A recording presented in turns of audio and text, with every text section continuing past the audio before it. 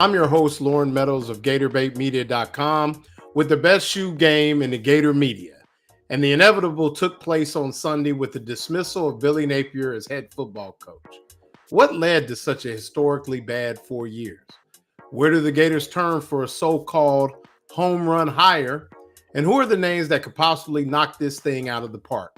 We get into it with Edgar Thompson, the Orlando Sentinel, and Swamp Things podcast, and my man Noah Ram of the Gainesville Sun, as well as your thoughts on the state of the program, and is the obvious choice the answer? And like we always do about this time, Kicks of the Week is in the building, as well as Hyper Have At It. The Sidelines team would like to thank our sponsors, Melton Law and Titan MRI. Subscribe to the Lowdown with Loren Meadows on YouTube and Facebook, as well as our partner shows such as the Buddy Martin Show, SEC Sidelines, and others on the Sidelines Live Network. And follow yours truly on Instagram at Ohio Gator for Life and X at Real Ohio Gator. Let's get to it. So we knew it was coming at some point in time. We didn't know when, how, but it was coming. And the dismissal of Billy Napier was just, what people expected. Many pointed to the Mississippi State game. We even heard win or loss that Billy Napier was going to be let go. And, just one of those things. And I caution people, people that said it was too early or they shouldn't have done it, let him finish out the season. Just keep in mind that a couple things happened in the 4 years under Billy Napier. The first was the first 2 years, there was a historically bad defense. Numbers on defense that the Gators had not seen for quite some time. And then the issue, once the defense kind of got straightened out, the issue became, should Billy Napier hire an offensive coordinator? Does he need a different play caller? And I'm one to say that as the head coach at the University of Florida, there is way too much going on during a game and during the week where being the primary play caller, I don't care how many people you got running around the Heavener Center in a Jordan shirt, how many people are analysts, quality control, and he's got some good ones. There is still too much to be the primary play caller. So then the problem became the offense in some ways. But I tend to think that this thing started from day one when it was very clear that this was a team that wasn't working very hard Monday through Thursday. Now, that's not to say they weren't trying very hard and things like that.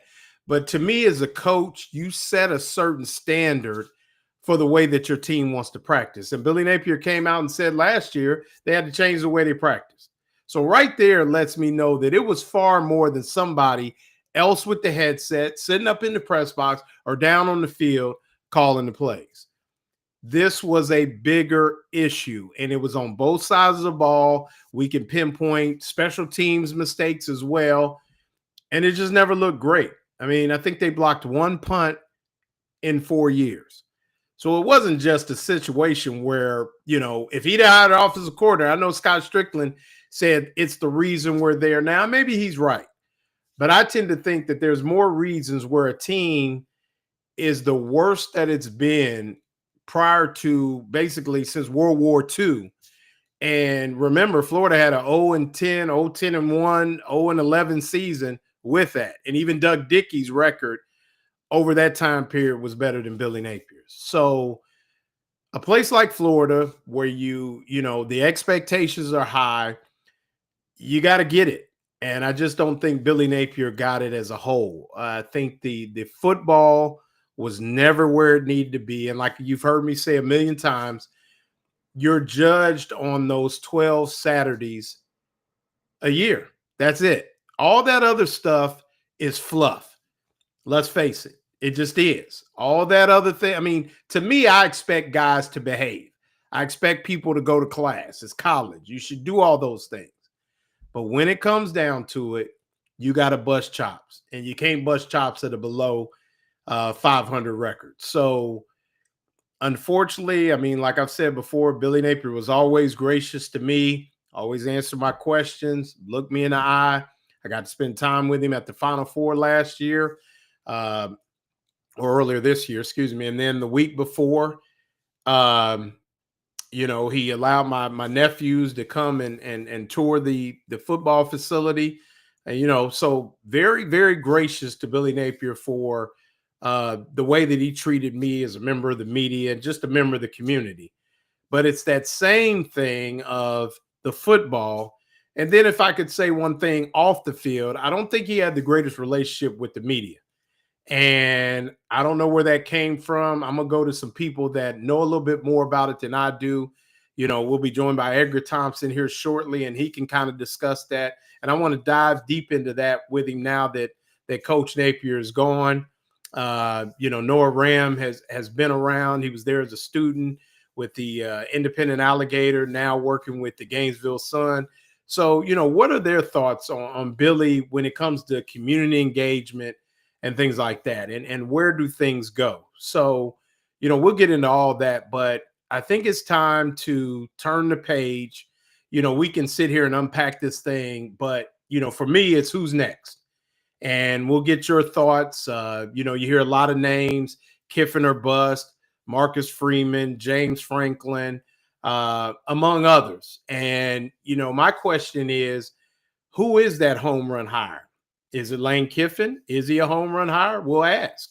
We'll take a dive. I mean, a lot of people seem to think so, but we really don't know. So as we unpack this thing moving forward, I want to say that I have a lot of respect for Billy Gonzalez. When I was a coach, I would follow his talks, his videos, a lot of things that I would do with my guys. I got from Coach Gonzalez, blocking on the perimeter, all those good things. And he's a guy that's been around the block and also obviously loves the University of Florida.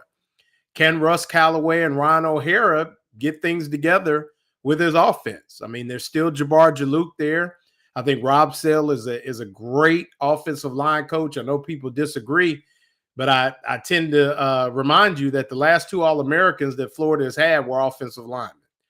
So do that with, take that as you may. So, this is an opportunity for a team to, get a few more wins, get bowl eligible, be playing meaningful football in December, and maybe give the guys an opportunity to either A, audition for the new head man, or who tends to come in after, or where they may want to go elsewhere. So I think there's a lot of football to play for, some rivalry games. Florida definitely don't want to go up to Kentucky and lose. Obviously, the cocktail party is waiting in the wings. And how about Billy Gonzalez going up to Jacksonville and getting a win? I mean, Florida definitely has the roster to do so. They were right in the game until DJ Lagway got hurt. And maybe this is the game where Lagway really puts it all together and they get one. And then you go on from there. Obviously, you want to beat Tennessee and you want to beat Florida State. So you've got things to play for in the future with this football program. Take a week off, get healthy. And then next Sunday, they need to come in there ready to work. And, I hope that they don't just take Billy Napier's blueprint and try to just stay status quo. Change some things up. A lot of guys have been a lot of places, do some different things. But, for the most part, let's just continue to keep pushing as a football program and see who's there this time next year. I mean, it'll be interesting. And with that, bring in my man, Brenden Martin, executive producer, for his thoughts. Got his shades on. I know you're not in mourning because I think you were happier than anybody. So, I don't know what's going on with the shades, but Brenden, we've been talking about this from, I always like to say about 1 a.m. Eastern Standard Time in Utah. But, Billy Napier was let go and now we move on. And my thing, and you've heard me say this, is we keep running this cycle, we're going to be Nebraska. But just your thoughts on the dismissal and where this football program needs to go next. Well, you wear shades to a funeral, don't you? I You don't want to show people that you've been crying your eyes out. First of all, I don't dance on people's graves. I think I've been pretty chill about all of this. Absolutely. I've given him I gave him every chance to like everything he was doing. I have my personal opinions about all those things, but he gone. Just like the next one. I mean, there's really no point in ruminating on the fact that what he did was just not at the standard. It's not even standard. He just didn't win, and that's it. And the rest of it is pretty. I mean, lock, stock, and barrel as far as what we saw was. I will never think he will ever overcome the whole not having an OC. I think that always bit him in the ass. I think he did try to get some people, but I think his reputation probably preceded him and his stubbornness probably preceded him. And people didn't think, well, why am I going to go be the offensive coordinator? And I'm just going to be sort of the dummy offensive coordinator. I'm not going to really be the OC because he really wants to stay faced with boosters. Someone told me the other day that boosters didn't matter anymore. I said, boosters matter more than ever. Right, no doubt. And I'm like, absolutely. I was at a meeting on Friday in another sport. They definitely matter. They definitely matter. Yeah, no doubt. They matter more than ever. Right. Because we have an unsustainable business model right now. So it really matters. So, deep pockets matter right now. Right, no doubt. But that's another story.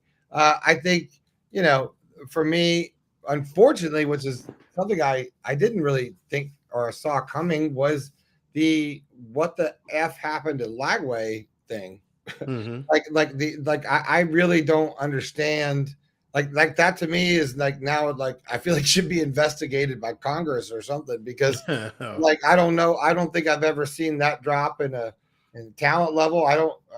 That's got to be some sort of coaching or something wrong. I don't know. And then just no transparency. I think Gator fans get a lot of flack.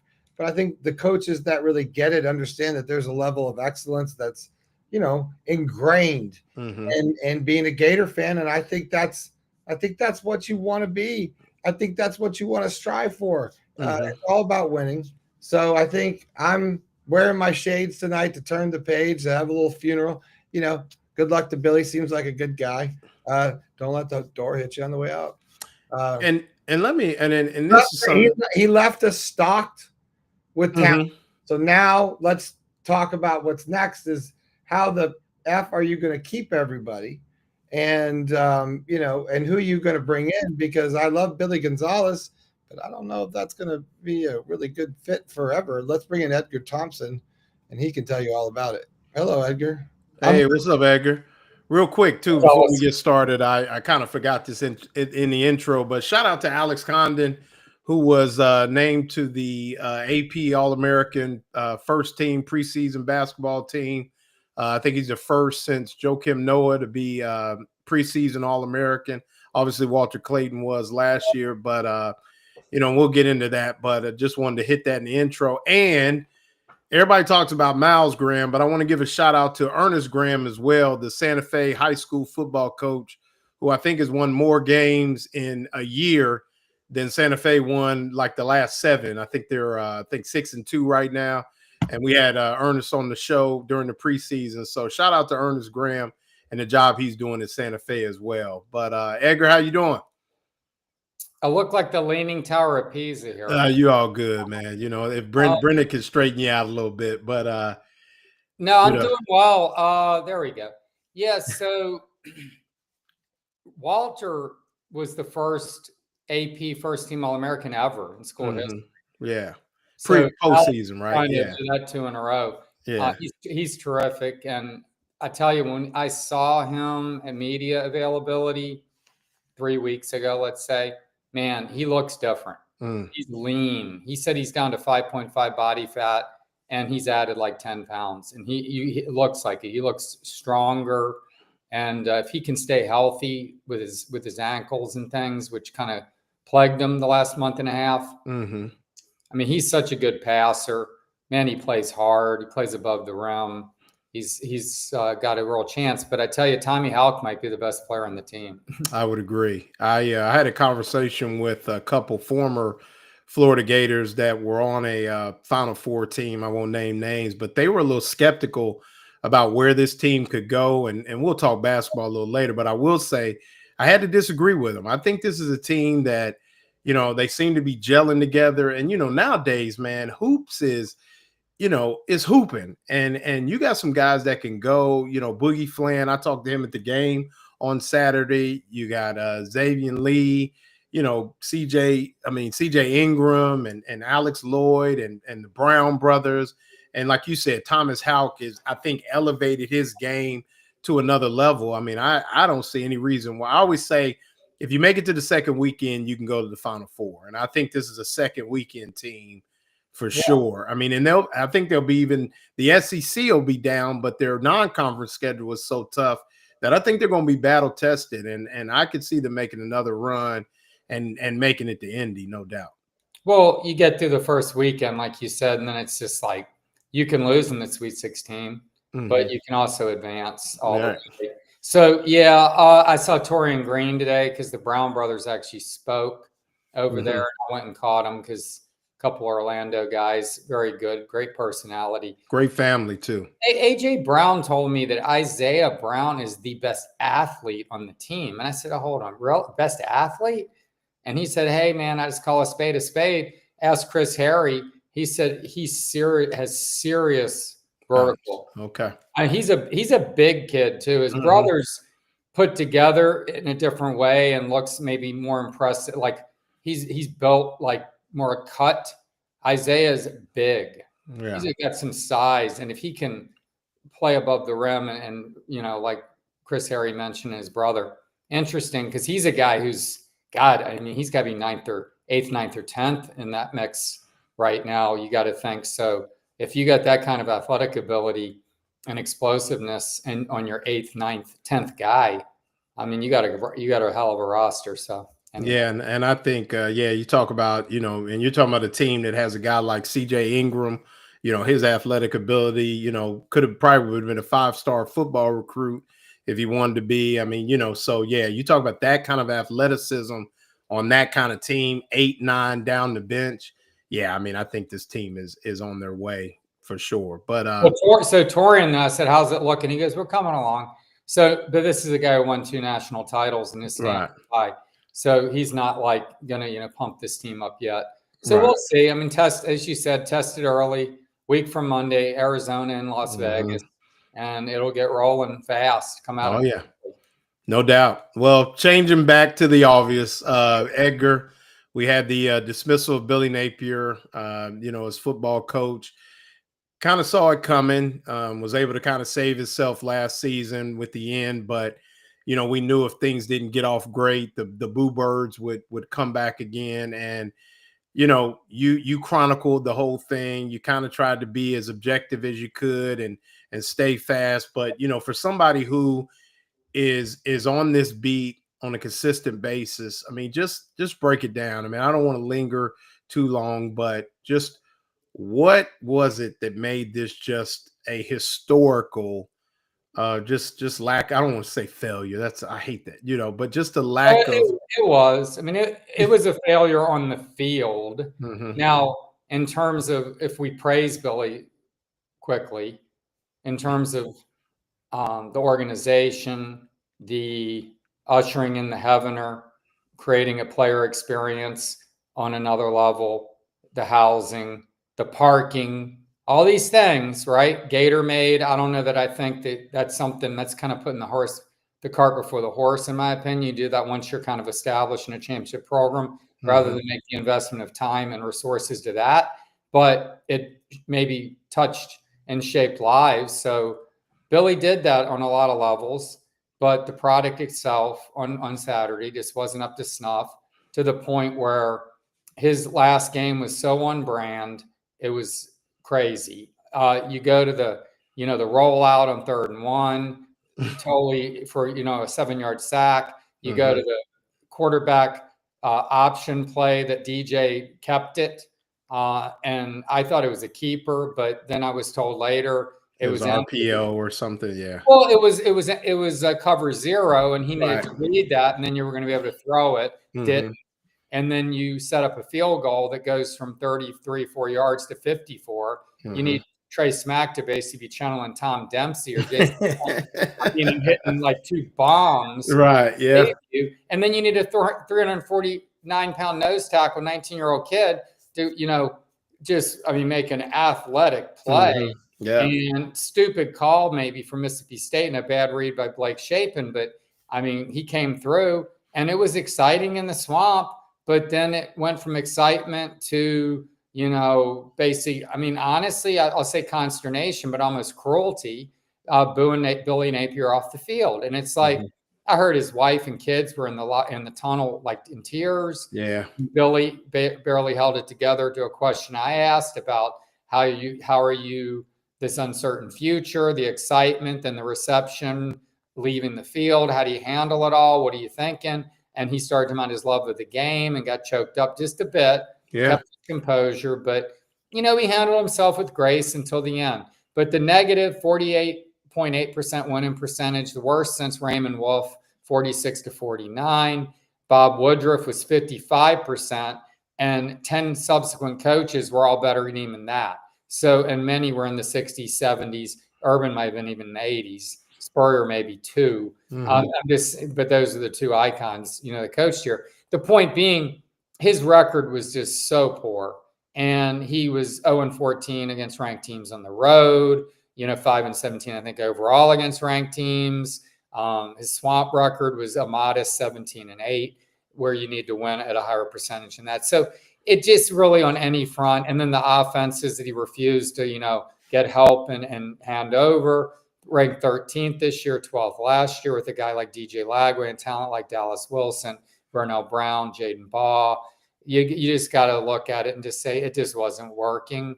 And I don't know even if he'd hired an offensive coordinator, his game management was very poor and things like that. But would he have done better at that? Scott even suggested part of the reason we're up here right now is because conversations about maybe letting go of that and organizing overall the operation went nowhere. And Billy decided to do what he did, and you evaluate a coach based on his decisions, and he made a fateful one there. Yeah, no doubt. I think that you're spot on, and that's the point that I think you made and I've made is, hiring offensive coordinator. Maybe we're not here talking about this. Maybe we are. Maybe he's getting ready to coach against Georgia. But I agree with you. The game management, the day-to-day, not being able, worrying about calling plays instead of handling the day-to-day, going over and checking on, not that Mike Peterson's doing a bad job with the edges, but going over and just checking on the edges, going and checking on Chapman and the D-line, going over and really seeing what Rob Sale is doing and make sure that's being done, checking out the DBs and Sunseri and those guys and just overseeing it all to make sure that the tempo and the thing, just during a week to week, but also that. But then the one thing I think he failed at, and you can maybe talk me off the ledge on this because you do this on a consistent basis, but a lack of transparency. I know that some of our colleagues were frustrated with some of that, but just what I deemed as just a so-so relationship with the media, the ability to let the media in for you all to do this on a consistent basis, to really, engage. Did you feel that way, or is that something that maybe I'm overstating it a little bit? What, in terms of what, like opening practice and things? Well, just or even just the way you answer questions, the same answer. There was never any, it was almost like very little emotion, win, loss. But yeah, even opening up practice or just giving people something to say, okay, I've seen this and it's not what you think. It's this here. I will say that most coaches don't open practice anymore, and I don't really understand that personally. I'm not going to say it hurts our reporting, but it certainly doesn't give us an idea of things. But there's such a crush to report injuries, like certain media entities are just injury obsessed. And I don't think Billy wants all that out. He feels like that's like, I always joke, it's like omerta with him, like keep everything in the family, right? Don't speak outside, don't be Fredo, right? And I don't think he wanted stuff out, and he didn't think it was our business. And so I think injuries were part of him keeping us out. You know, the minute to minute evaluation on social media, you know, this guy's no good, this kid's struggling, that stuff kind of gets to be, you know, noise that you don't really need. So I get it.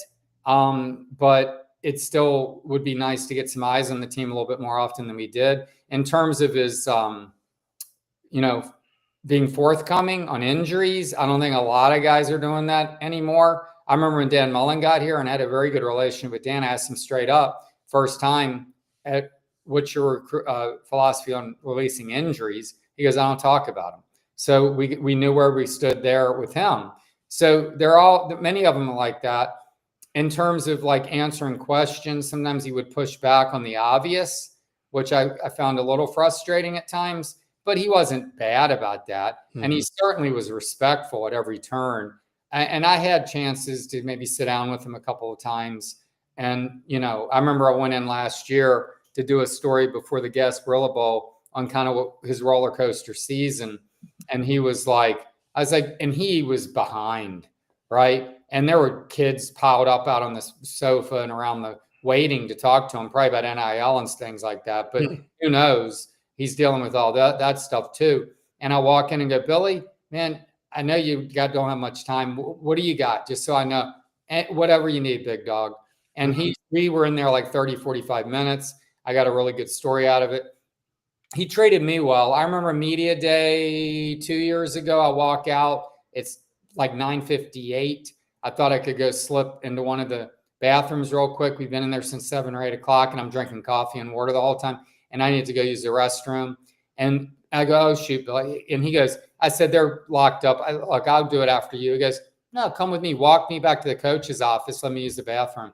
And he was this, I mean, I don't know, man. I thought he was a good dude. I didn't think his delivery was dynamic, but if you really listened to what he said or read it afterward, there was a lot of thought into what he said.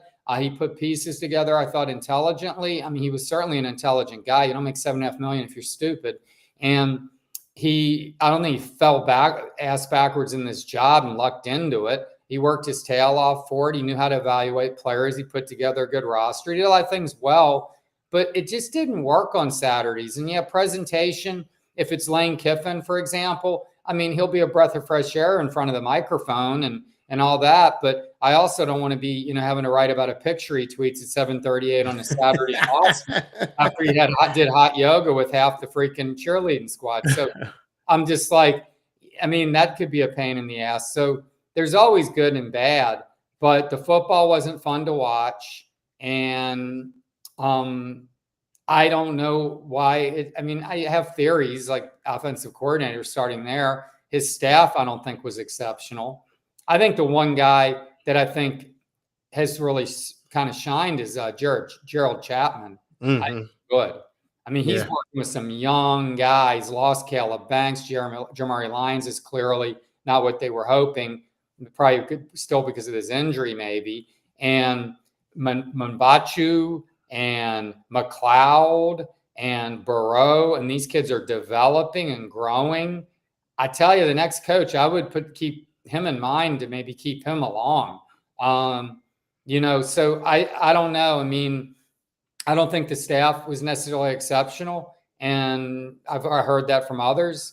And he hired young defensive coordinators until he finally went back to Ron Roberts, who is doing a good job, clearly.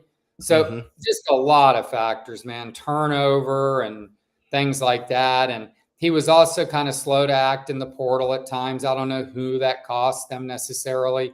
I think his portal record ultimately wasn't bad. It was pretty good, actually. But I think there were some misses maybe early on.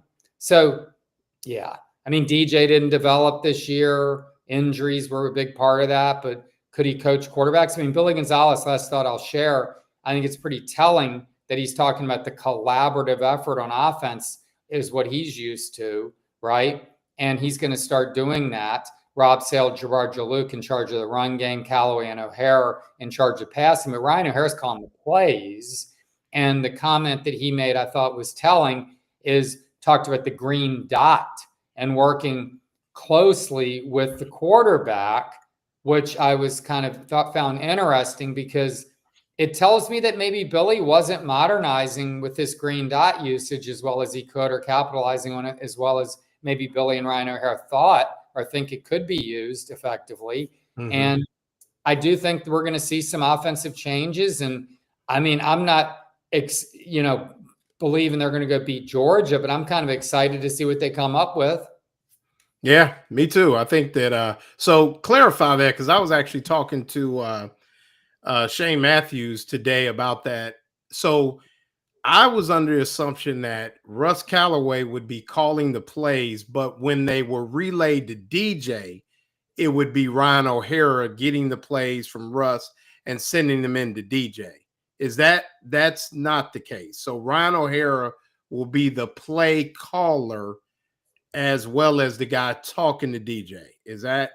Yes, he will. And what's interesting about that is on Twitter, someone asked the same thing, thinking that I'd misheard it because I tweeted that it would be Callaway, Ryan O'Hara over calling the plays and Callaway over seeing it, the whole operation. And he said, I think you didn't hear that correctly. So I even went up to Billy afterwards, and I've known Billy 20 years. I mean, I was here when Urban got here, and I left for a good while. But I mean, Billy and I did three amigos, him, John Hevesy, and Dan, who went back to 2001 at Bowling Green together. So I've talked to Billy and I know him. And I said, hey, just to get this straight, and it is O'Hara will be calling the plays. Okay. Thanks for the clarification. We'll bring in Nora Ram real quick before we let you go, Edgar. But I do want to ask you, as Nora Ram for the Gainesville Sun. Come on, Edgar. And so, Edgar, your thoughts on where the Gators go next, what you've heard, and, who you like, or, be a fan for a second. And if you were just a Florida fan and take the media out, give me whatever you got on where you think this thing could go. Well, I said today on Shane, and it was a little bit strongly stated, which I'm prone to do, but I do think that they're not serious enough if they don't try to make a move for Lane Kiffin, period. I'm sorry. You got to overlook some personality stuff. You got to overlook whatever it is. He's not for everybody. I get it. And you go back to the Tennessee thing in 2009 where he was tweaking Urban and almost like implying they were going to screw some facts up from some kids so that they would get this receiver from Pahokee. It goes way back. And he was brash. He got fired on the runway at USC. Then he went and Nick Saban jettisoned him because he went to FAU before the bowl game or before the championship game. And Deshaun Watson and them beat him. And Sark calling the plays. Kiffin modernized Nick Saban's offense. He went from opposing up-tempo offense at 2013 SEC Media Days because Gus Malzahn, who almost won a national title doing it against Florida State, to hiring Lane Kiffin. And I covered the game there in 14. First play of the game, 87 yards to Kenyon Drake. And, they blew him out. And he was an exceptional coach even then. I think he's top 3 offense every year at Ole Miss, number 1 3 different times, 2021, 24. He's got a kid from Ferris State who is going to be a backup, who's lighting it up, playing a lot better than DJ Lagway. Can you imagine if DJ can get healthy and then he can go on and, work with Lane Kiffin with these 2 receivers and Jaden Baugh? And it could be pretty explosive, to say the least, and exciting. And he's going to be great in front of the mic, and fans are going to love him. He's going to energize the fan base, the donor base, which is critical with $1 billion+ renovation coming on the Swamp.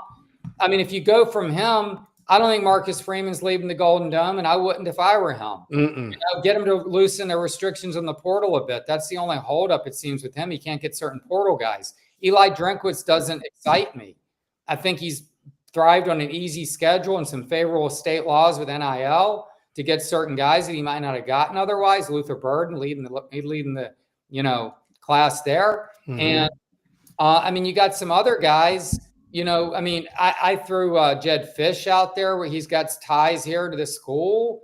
You know, Jeff Brom, I was told today from like one of his closest friends, he less than 0 chance he's leaving Louisville. Oh yeah, no, I mean he's from there. He went there. Brett Lashley's from Arkansas. I think Yeah. they're going to get him. Absolutely. I think Sonny Dykes at TCU would be a very intriguing candidate. That guy put together the dang air raid with Hal Mum and Mummy and Mike Leach, but he'd be interesting. But you know, would fans even like buy into that at all? So no, I don't think so. It's like lane train or bust in so many respects, but the timetable's complicated.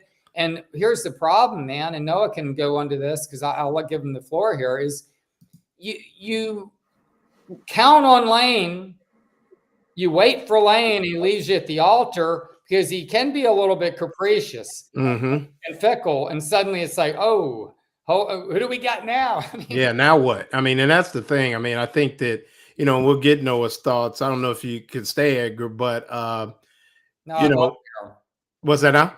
I'd love to hear what Noah's got. Oh yeah. So I mean, Noah, you follow it, you're in it, you work with Kevin Brockway, you guys do a great job there. I mean, you guys are in these circles and you know, names that you've heard. And my thing, and to Edgar's point, is everybody, I mean, I've been talking to everybody for the last 3 days, and it's Lane, a little bit of Marcus Freeman. And I know Marcus and know his situation, know his family. And I coach his brother in the All-Star game. I don't think he leaves Notre Dame for so many reasons. If you want me to break it down, one is I think he wants to be the next coach at Ohio State should Ryan Day leave. So that's, I mean, I can give you that, but then I can break it down even more.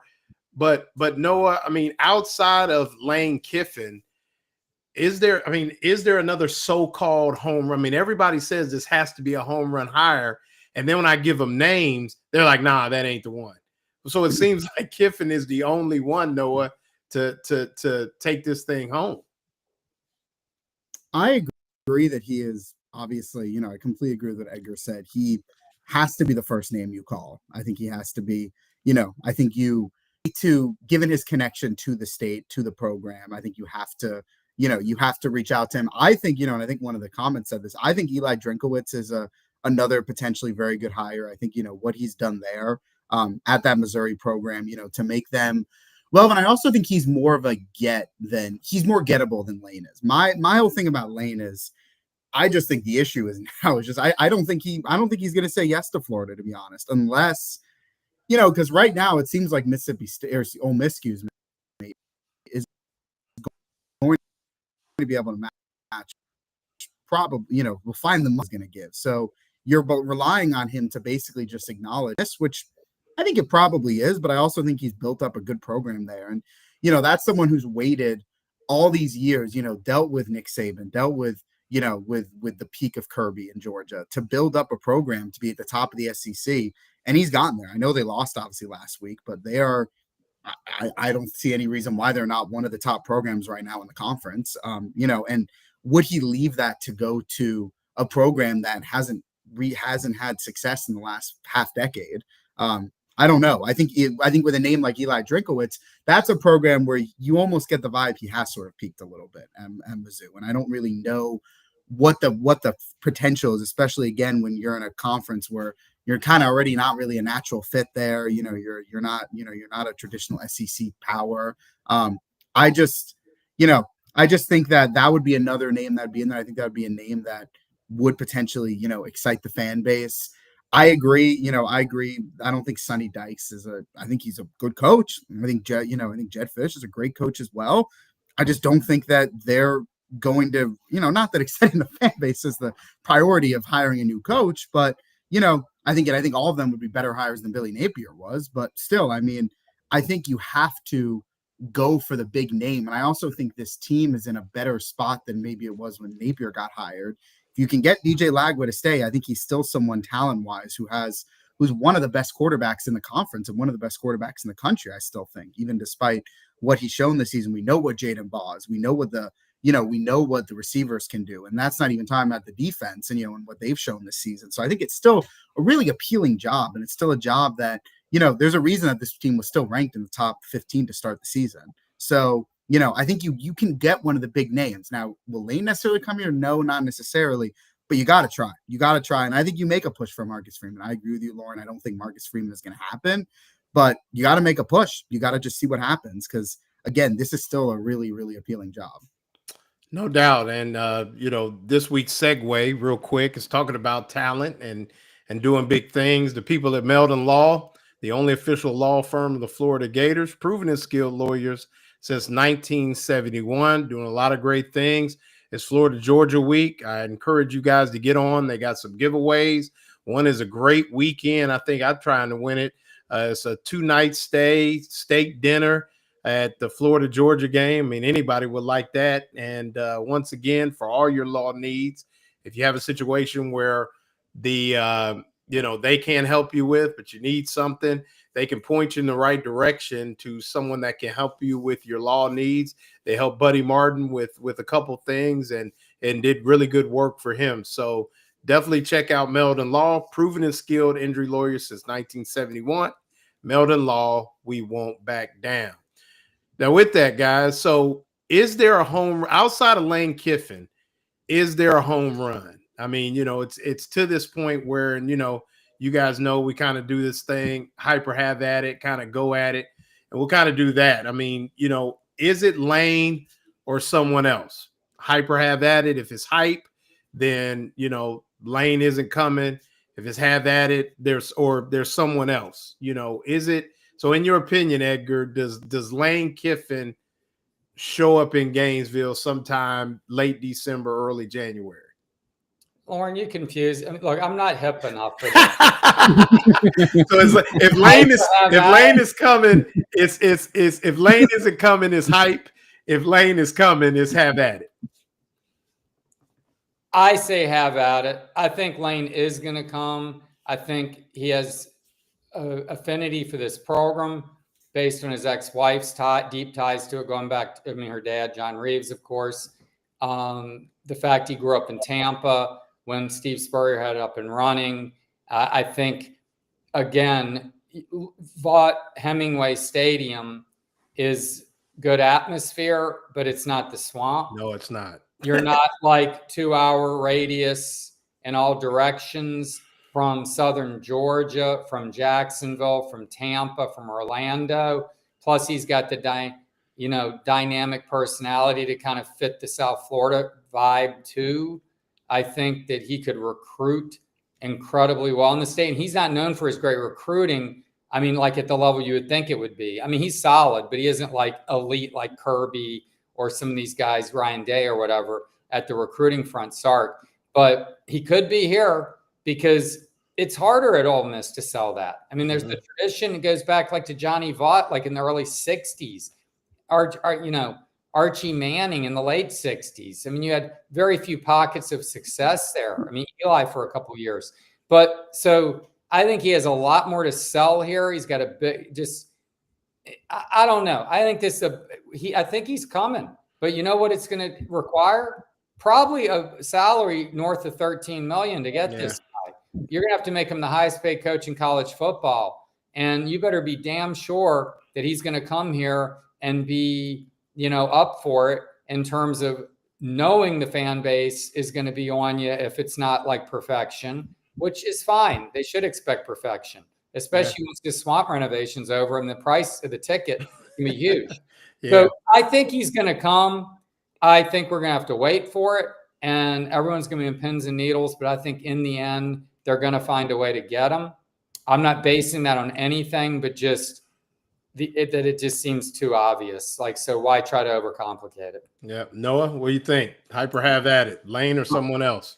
I think I was initially going to say hype, but I think I'm going to say have at it just because listening to Edgar, it made me think about, he clearly has an ego. I think he might, at least judging how he's acting recently, he might have the biggest ego of any coach right now in college football, which is a pretty impressive title to have, given who's coaching these days. And I think, I'm not saying he can't accomplish more. Certainly he could win a national title, which would be the holy grail at Ole Miss, but he's already the greatest coach that's been there, since Johnny Vaught. I'm pretty sure it's pretty clear he's their best coach. and just the highs you can reach at Florida are just at another level. And I think that gets to you, again, going back to ego, that gets to you. The fact that he can be, this program has really, has really had, two great coaches, but man, have they been great coaches. And I think that he knows that you can get into that category. You can, where, it's a first name basis, Steve and Urban, you can get there and you would be beloved by the fan base. And we saw when things were high, how beloved Dan Mullen was. And he, they never played for a national title. They were never even really a serious contender. And he was still beloved when things were going well. This is a program that is desperate for a winner. And it's a different way. I know Ole Miss was when they hired him, and it's obviously worked out well, but it's different in Florida. It's a different type of feel.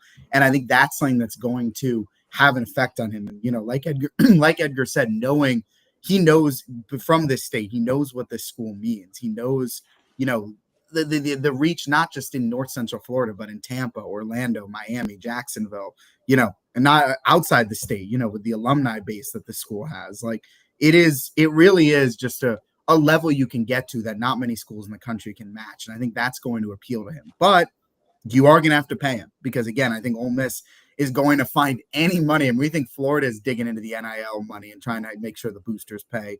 Ole Miss is definitely doing that too, because they, he's kept them relevant. He's kept them a relevant program. I know again, they were relevant shortly before he got there, but consistently, he's kept them a good program. They're going to want to keep him. So you're going to have to be willing to pay him, and you're going to have to, I think it's worth it, but it's going to come with some sacrifices. But I think if they pay him enough, I think he will be coming. Do you know James DiVirgilio? I do. I had him on the show. Yeah. Yeah. So I was listening to him earlier, and so I'll credit him because it was a good take. He didn't exactly say off Broadway, but he said it's like if you're a Broadway fan and it's like your 11th show you go to, it'd be like Lane Kiffin. But I'll say he's like an off Broadway show, whereas the Gators are like the marquee show. Right. You can be the profile, the interest, nationally. I don't know how much national attention Ole Miss garners unless it was like unbeaten, like 8-9-0 or whatever, or an Alabama game, let's say. Whereas Florida, man, you are going to be national. You're just a national brand. Yeah. And Ole Miss isn't. And as Noah says, Lane loves that spotlight, man. He puts himself in it all the time. Fights to stay relevant, no doubt. Hyper, have at it. Kiffin or someone else, Lagway stays or goes. A lot of thought about what will happen with DJ Lagway. He has a lot of investment in the Florida community. We'll leave it at that. But Noah, Hyper, have at it. Lagway stays or goes. I guess him staying would be have at it. Is that correct? Have at it. Yeah, correct. I think have at it. I think part of that is, I hate to say this, but just the season he's had. I mean, his value on the portal is not what we thought it would be. If, let's say, Napier got fired this season. Now there's still 5 games left. We'll see what happens. Still almost half the season. But I think especially if you get Lane, I think he'll understand. I mean, again, the quarterback that he's doing it with now, he had Jackson Dart last year, who's starting in the NFL right now, but he doesn't have that this year, and that offense is still good. So it's like, I think DJ is going to understand that. I think it clearly has to go beyond Billy Napier. I just go back to the fact this is someone who could have gotten to any program in the country and probably would have started, maybe not as soon, probably would have started by a sophomore year, just given his talent coming out of high school. And he chose Florida. And I think obviously Billy Napier was a large reason for that. But maybe he does genuinely have a love for this town, for this school. I think that clearly there's some pull that it has on him, and I don't think he's going to. I think he's someone who's committed. He's a good leader. I think he's maybe a little bit more old-fashioned in the sense that he understands the value of staying at one place. Now, again, if things go well next year, he might only have one more year left at Florida after this year, because obviously he can go to the draft after 26. But I think he will stay. I think that was something that maybe last year I didn't think was going to happen if Napier got fired, but I think a bunch of factors, again, probably chief among them, him not being the level we thought he was going to be. I think he will be in a Gator uniform next year. Edgar, Hyper, have at it. Lagway stays. Have at it. I think DJ, unless it's all show, is committed. He's the kind of, he says, I'm the kind of guy, when I give my word, I do something. And I think he's a really upstanding young man. Now he's getting paid a king's ransom, and that certainly helped attract him. But he could have gotten more at other schools. Believe me, after last season, he could have made another $1 million or more at another school easily. And I think I've been told he loves the Swamp, just loves playing in the Swamp. A lot to love about playing in the Swamp. No doubt. And a guy walks into a basketball game last year and they're chanting DJ Lagway. I mean, he's a celebrity. He's, and I think, as Noah said, he's got something to prove. He is not happy with the way he's been playing at all. And he was pissed after A&M.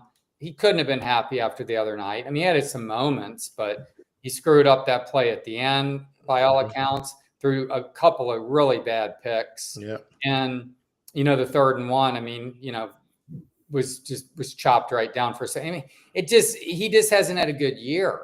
And if you go look last year, he had a dozen 40-yard throws. He has 4 right now. He was averaging 10 yards at attempt, second to Jackson Dart nationally. He's averaging 6.8 right now, and that's a big improvement.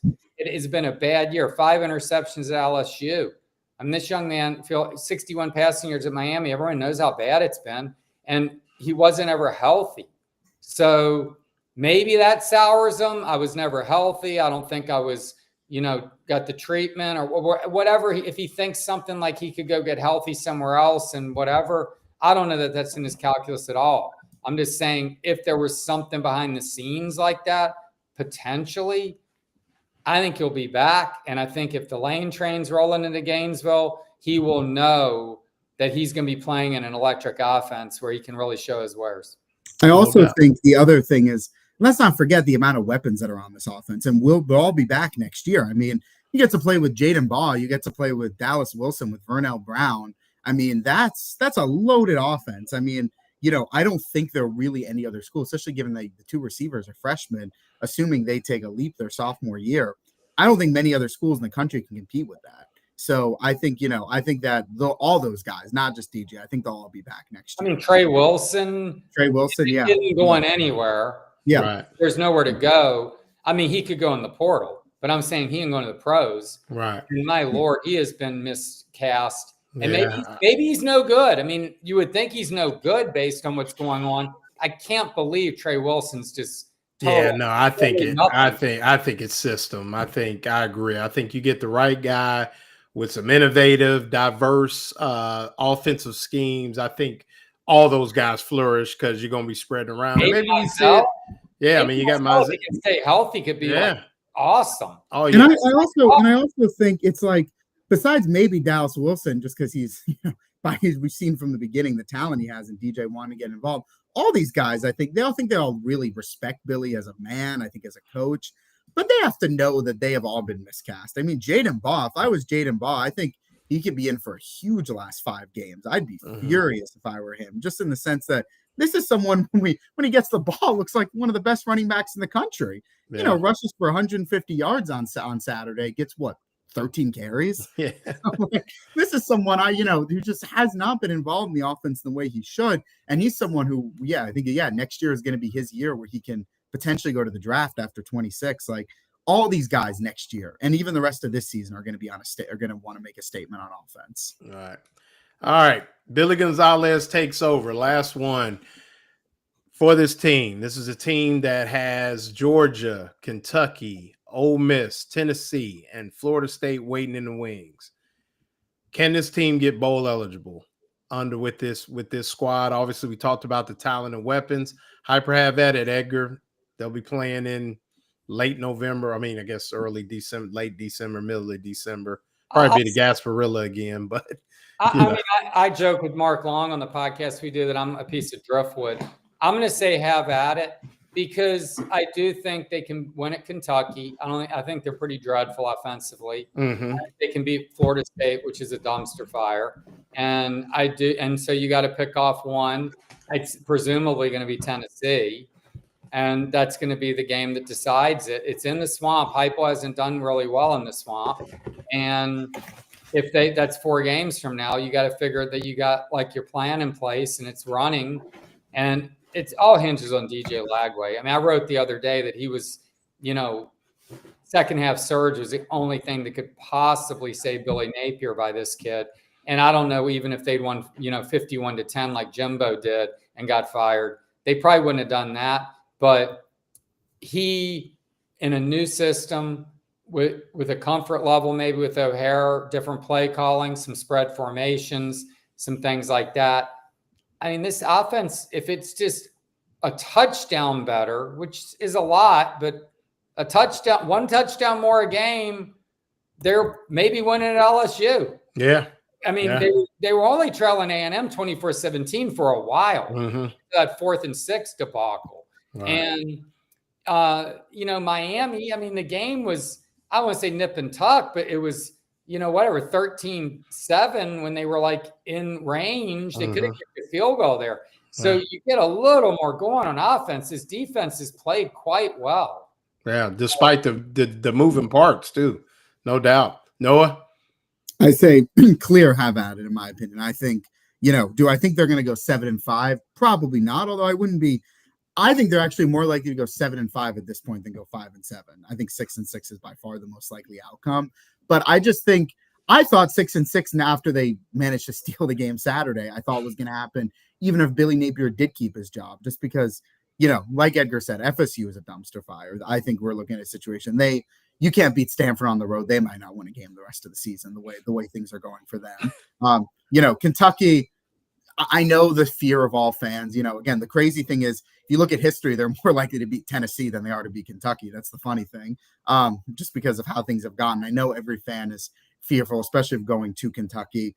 Kentucky's just not a good team this year. I mean, they struggled to put away Toledo the first week. I mean, this is not a program that's in a good place. I know they have a good defense, and they, might be a low scoring game, but I think that, and then I think, it comes down to Tennessee and, like Edgar said, Heupel's not been good in the swamp. And I think, we'll see what Tennessee is at for that game. I will say Tennessee might be playing to get into the playoffs at that point, sort of, but Ole Miss was in that spot last year and it didn't matter. Florida still beat them. So it's like, I think that I think that those are games that I think, again, I think the other two games are more difficult. So be great. You beat Georgia, you beat Ole Miss. Those are the, you really feel good then if you get those wins.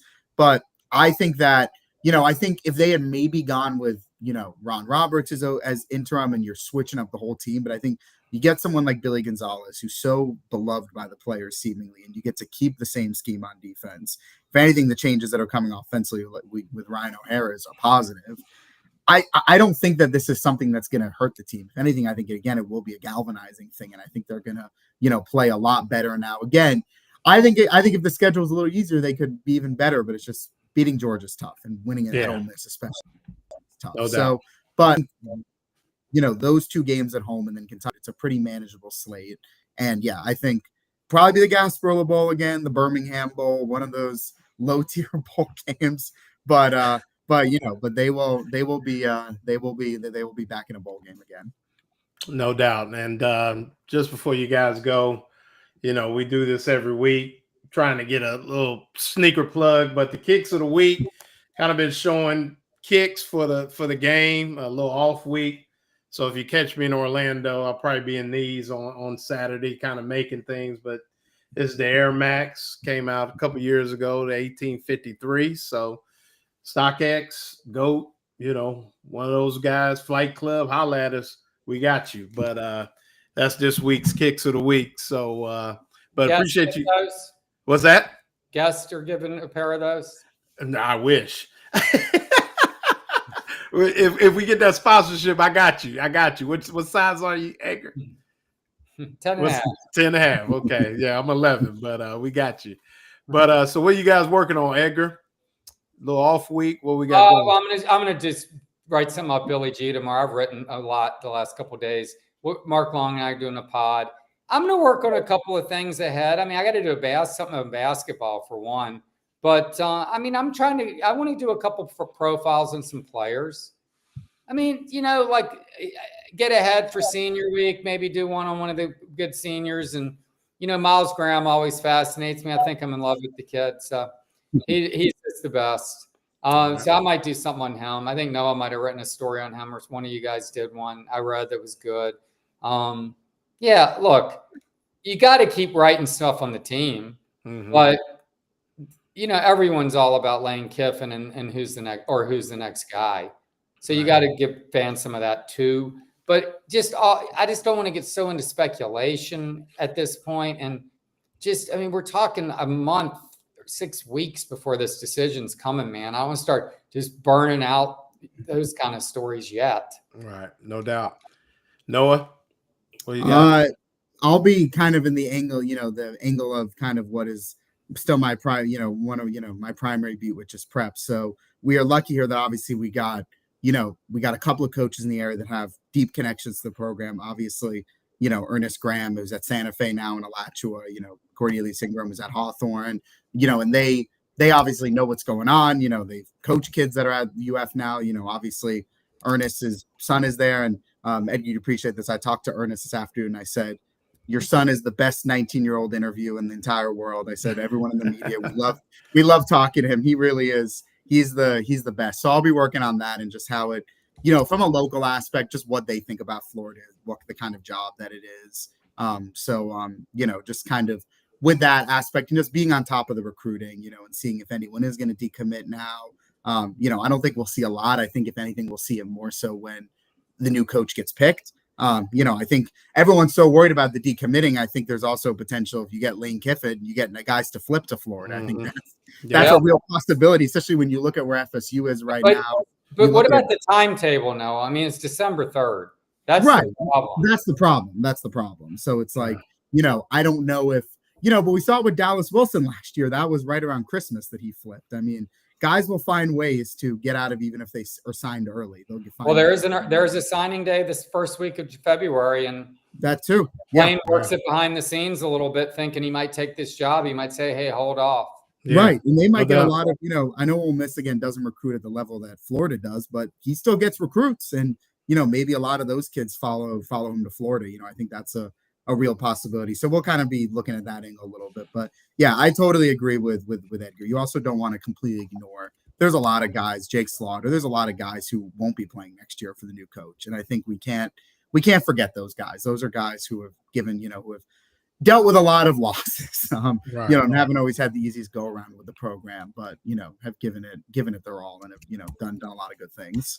All right, no doubt, guys. Well, we kept you a little long, but before you go, we'll tell the folks about Titan MRI and Imaging.